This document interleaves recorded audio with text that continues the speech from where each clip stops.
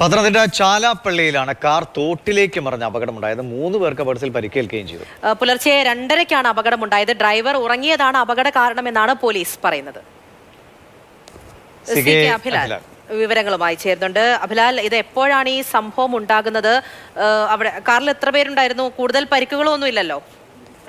റാന്നി പാടിമൺ സ്വദേശികളായ കുടുംബം സഞ്ചരിച്ചിരുന്ന കാറാണ് അപകടത്തിൽപ്പെട്ടത്. പുലർച്ചെ 2:30 സംഭവം. മൂന്നാറിൽ വിനോദയാത്ര പോയി മടങ്ങി വരവെ കുടുംബാംഗമായ മറ്റൊരാളെ സീതത്തോട്ടിൽ രാത്രി വീട്ടിൽ കൊണ്ടാക്കിയ ശേഷം 6 വയസ്സുള്ള ഒരു കുട്ടിയടക്കം 3 പേർ വീട്ടിലേക്കുള്ള യാത്രക്കിടയിൽ ആണ് ഈ അപകടം ഉണ്ടാകുന്നത്. വീടിന് ഏറെക്കുറെ 5 കിലോമീറ്റർ മുൻപാണ് ഈ സംഭവം ഉണ്ടാകുന്നത്. ഡ്രൈവർ ഉറങ്ങിപ്പോയതാണ് അപകടത്തിലേക്ക് കാര്യങ്ങളെ എത്തിച്ചതെന്നാണ് നമുക്ക് ലഭ്യമാകുന്ന പ്രാഥമികമായ വിവരം. പരിക്കേറ്റ 3 പേരും പത്തനംതിട്ട കോഴഞ്ചേരിയിലെ സ്വകാര്യ ആശുപത്രിയിൽ ചികിത്സയിലാണ്. ഇവരുടെ 3 പേരുടെയും പരിക്ക് അത്ര സാരമുള്ളതല്ല.